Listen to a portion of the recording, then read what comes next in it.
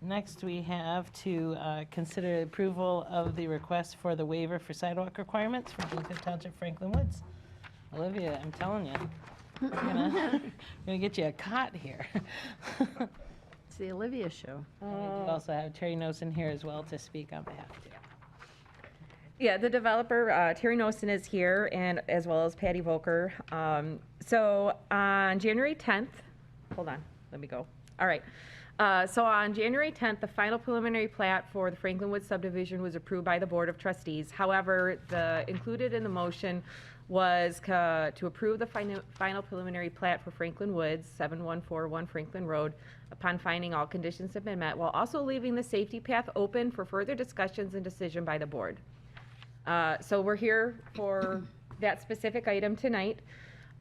Safety path was included in the tentative preliminary plat as well as the final preliminary plat because it is identified as a requirement in the township's ordinance. I will get to that in a moment. But so we have we're back here to address the motion for further consideration and discussion of the safety path. In the meantime, the developer did obtain a tree protection and preservation permit. Variance was granted for tree replacement by the ZBA on September 13th, 2022, requiring a replacement of 1,420.5 inches of diameter of trees. So as I referenced, Township Ordinance Section 18173 requires sidewalks for all types of roads, but it does identify that for all types of roadways, that in those instances where no good purpose would be served by the provisions of sidewalks, the Township Board may waive this requirement. So that gives the Township Board the ability to not require safety paths if they so desire. But again, the tentative preliminary plat and final preliminary plat did have sidewalk as required in the ordinance. However, there is no safety path on the east side of Franklin Road in the master plan within this area. And there is no future path in the master plan for safety path on the east side. So there's no existing path and no future path per the master plan. So the developer provided this. It's a little hard to see, but let's see, Sarah. There is safety path shown on here. Ooh. So it's shown right here. Thank you. And then it kind of dips down here. And then there's a crossing on the west side of Franklin. So that's the proposed path proposed route that was included in the tentative and final preliminary plats. So then this again is just a little hard to see, but it shows that the path is not located. This would be the plan without the path. A little bit more friendly is here. This is a profile of showing the path here. This is the road, this is the ditch, and this is Franklin Road. And then here, the path is no path, which leaves room for additional trees to be planted if the path is exempted. Waiving the safety path requirement would result in an additional 116 inches diameter of trees, which is about 30 trees, that can be planted in the right-of-way above the tree replacement requirement that was granted by the ZBA. So the developer is requesting that the Township Board of Trustees waive the sidewalk requirement for the property and agrees to plant an additional 116 inches of trees in the right-of-way. And that wraps it up for what I have for presentation-wise. Did you want to add anything, Terry? Terry Nosen, 30,600 Northwestern, Farmington Hills. And Olivia said that the ZBA approval, she gave you a wrong number. It was 1,298 inches, and the 116 we're proposing takes us to the 1,400 and some inches.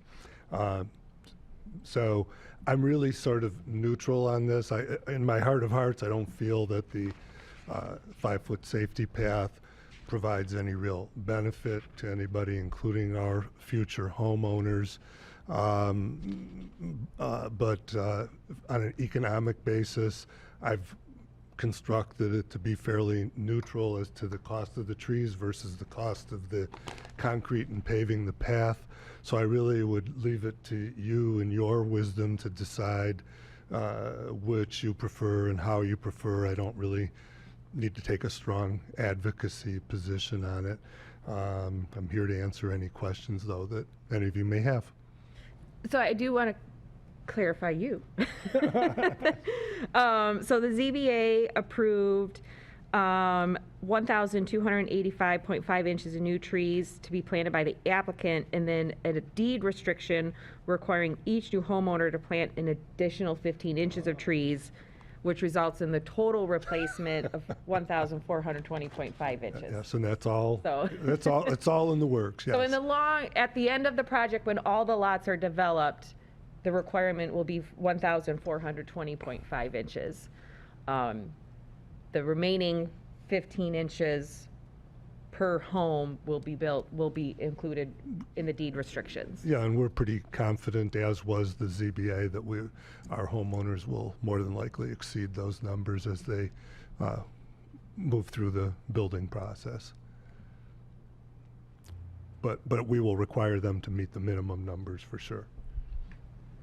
Before I ask questions, does anyone else have questions? I have a couple.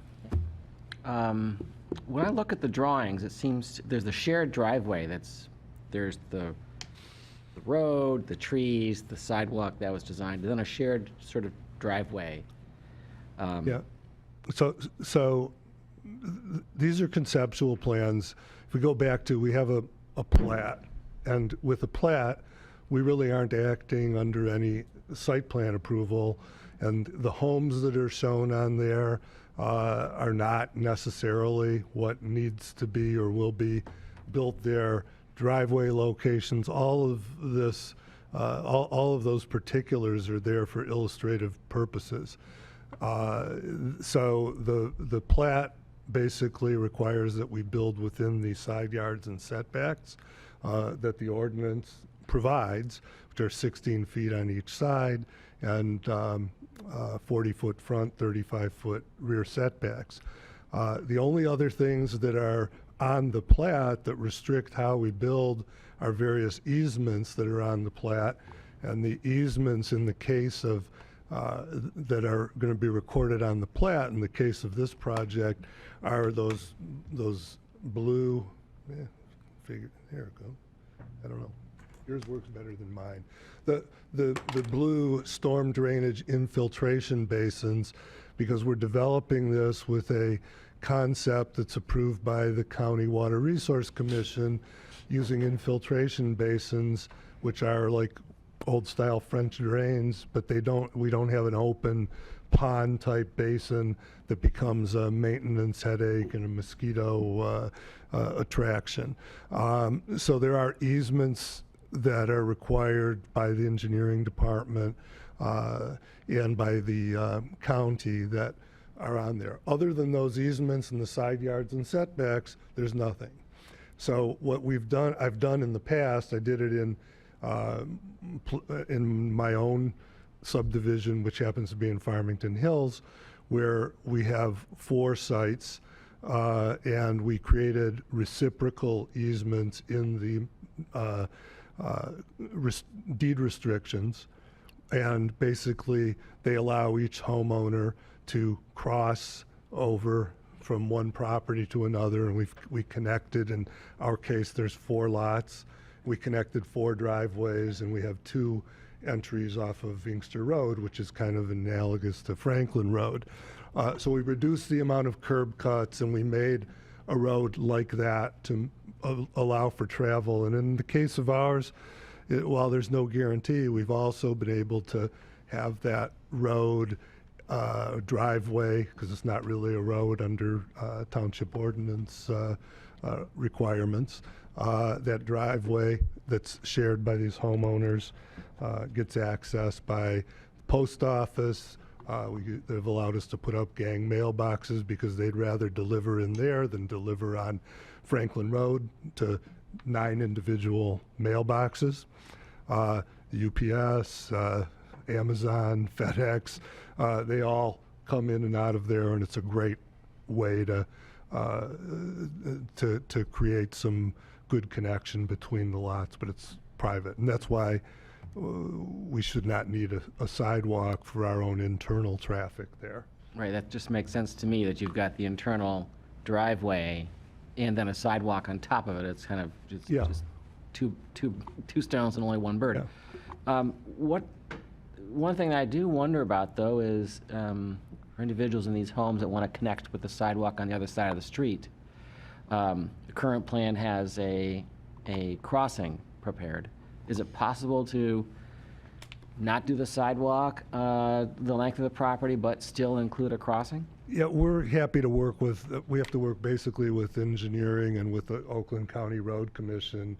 They have their rules regarding crossings, but we're happy to try and orchestrate a safe crossing there for homeowners because, yeah, the path on the other side is uninterrupted, goes right down to the village and goes up to Maple Road, and it's awesome, and we would love to be able to provide safe passage there, and we have Well, no problem doing it. I guess but- one issue I do see, obviously, anything we do with a crossing would have to be approved by the road commission.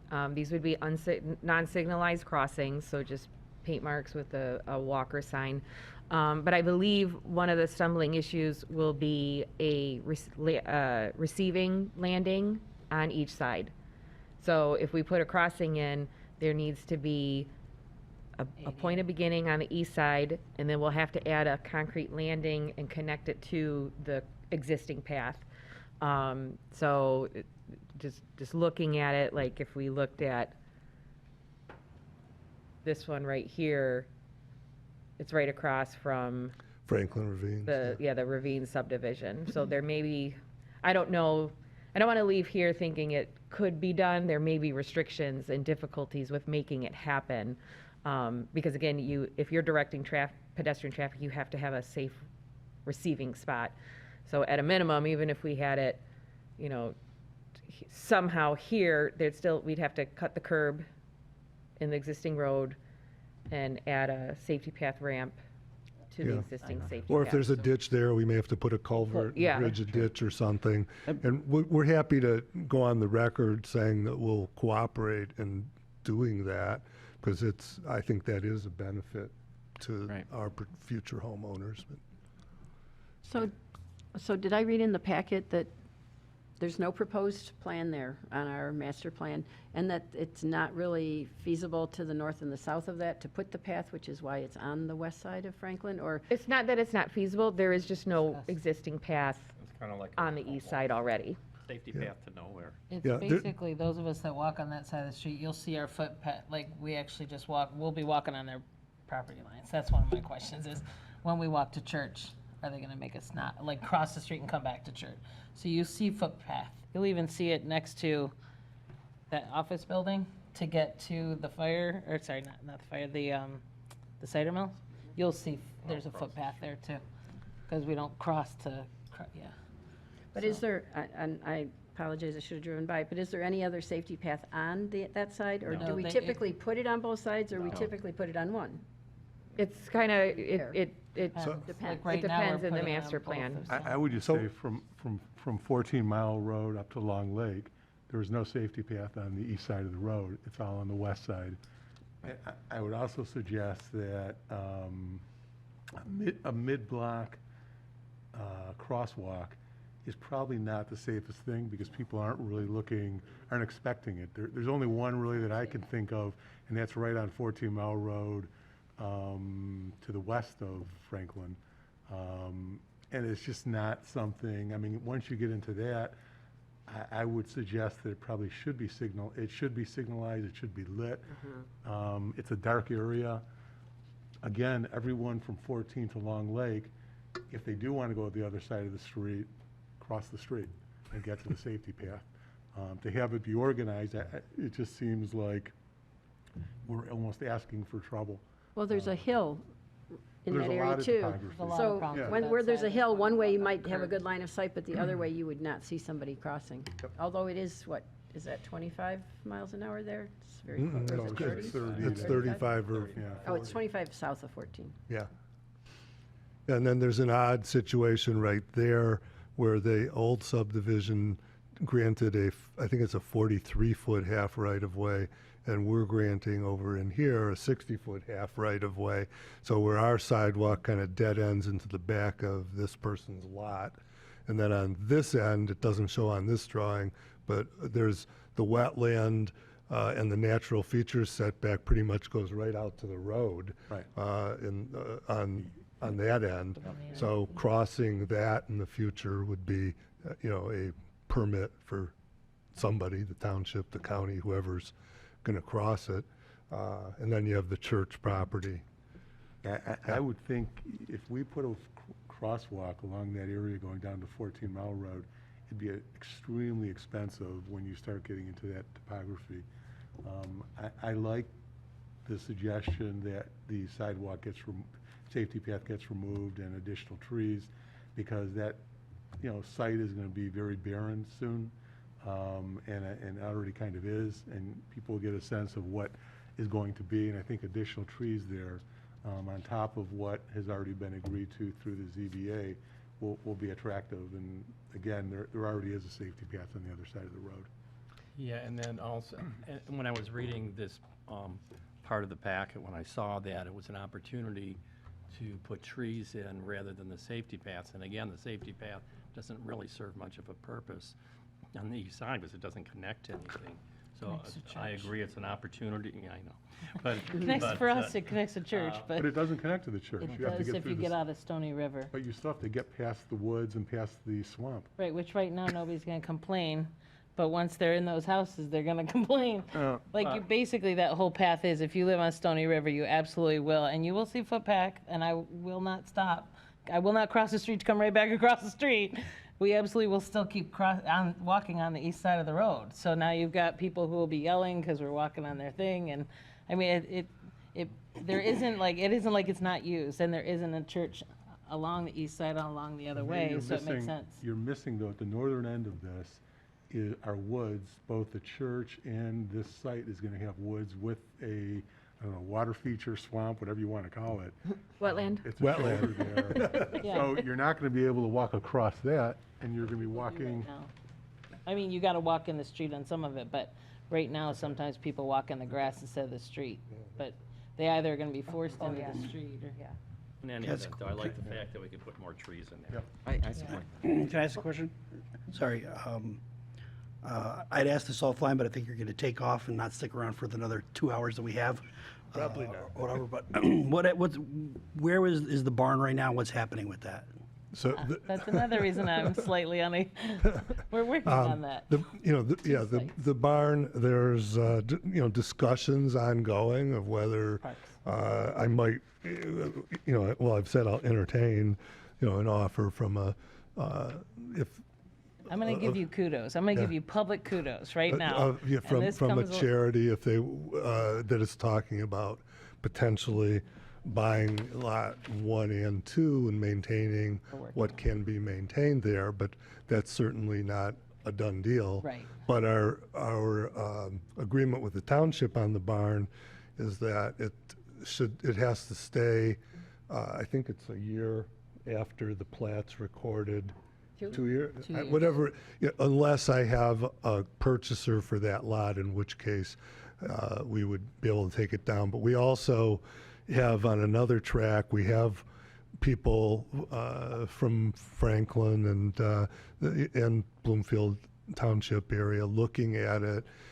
There was a gentleman that visited it today that's That's the same, that's, that's so a we're the barn same group. restoration guy. And so if it doesn't work out that we sell it, we're trying to work on something to move it. And we would certainly, if there's a deal there, we will allow for the time to get it. So just to give you an update on this, so I will say that thank you so much, because Terry has, without anything in writing to him, without any actual offer, there were 2 groups working separately. We have now come together. That's why that gentleman took our architect out there to see how much it would be to deconstruct the barn if we can't buy it.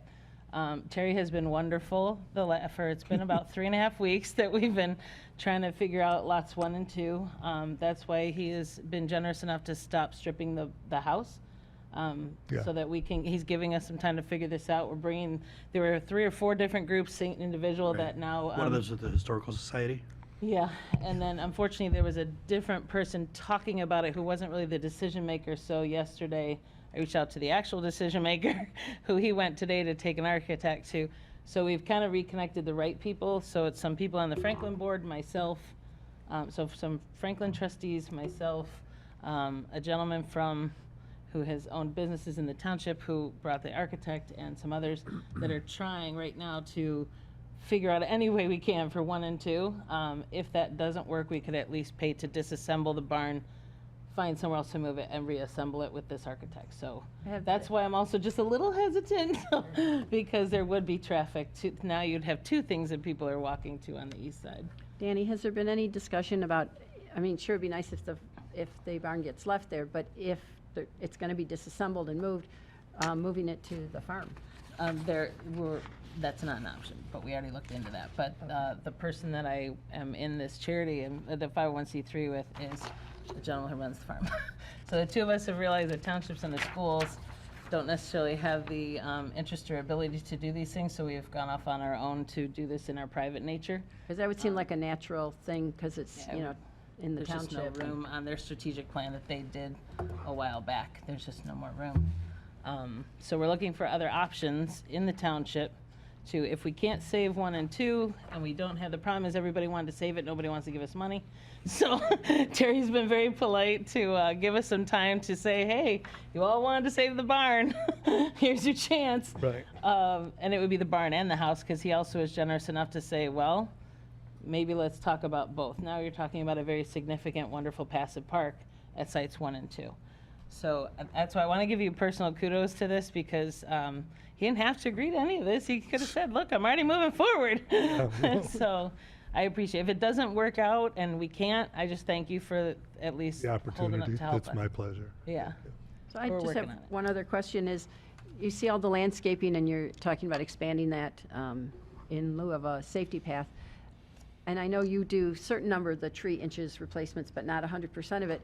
Is this something, just on my own curiosity, that are you going to do all of that buffer on Franklin Road on your own so that it all looks maybe more uniform or more consistent, as opposed to letting the homeowner do whatever? All of the landscaping that's on this, I'll call it restoration plan that we presented to ZBA, again, while the plan itself isn't necessarily, it's not like a site plan, but it's our intention, I'll say on the record here in front of this body, that's part of our developer business and our obligation, and we will be putting that in even if there's not a house sold. It's budgeted in our development. So that's a given, and the 116 inches extra is just for the residents to put additional trees within their property? Yep.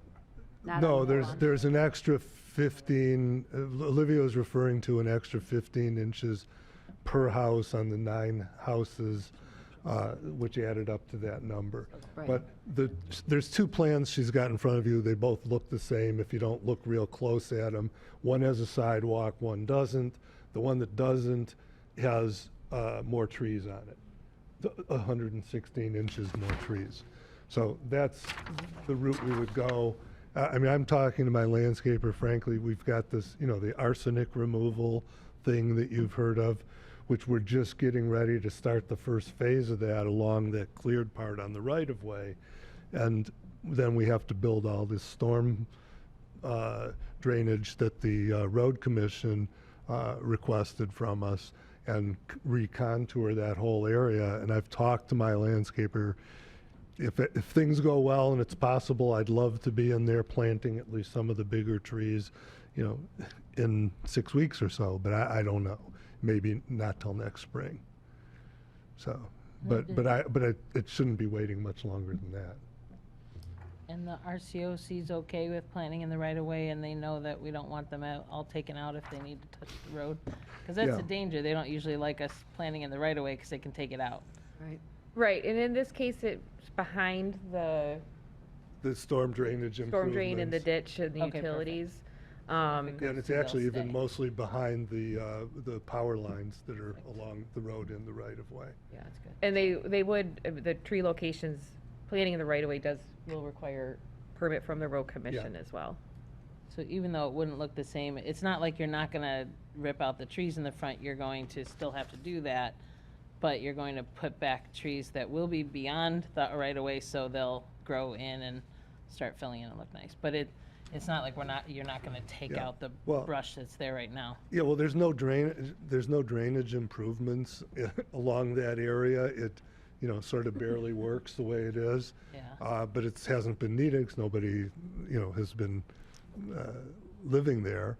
But we're putting in literally underground piped Right. in storm drainage, and then on top of that, some swales and some other ability to hold transient water that's going to be quite nice looking. But for the first 40 feet or so from the edge of the road, it's basically going to be mowed drainage stuff, and then the trees start from there, as you can see in those cross sections that Olivia has.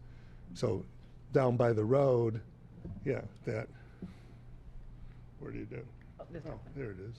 So there's the edge of the road, there's this whole ditch, this is all just grassed and mowed type area. Then, and the power lines are like right in here on the edge of the ditch, and then all this trees are behind that area. So they're tucked up close to our actual property line, so, Okay, awesome. and none of them have any sight distance effect for driveways, et cetera, so and we've showed this informally to the road commission, so I don't think, we're not gonna have any issues with And- that planting. And the replacement requirement is still the replacement Right. requirement. So even if the Right. road commission says you can't put this tree here, he's still got to replace it somewhere else. But still, that number doesn't Right. change. Okay. Does anyone else have questions? No? Then I look for a motion. I'll make a motion to waive the sidewalk requirement and add, I'm just reading from Terry's letter, add 116 feet of additional replacement trees as well as quantities of dense shrubs that are not eligible for replacement credit. Support. Motion by Treasurer Keep, support by Trustee Barnett. All in favor? Aye. Aye. All opposed? No. So that does pass 6-1. Okay. Thank you, Terry. And I'll call you after tomorrow. I'm still up. I All think right. I'm next.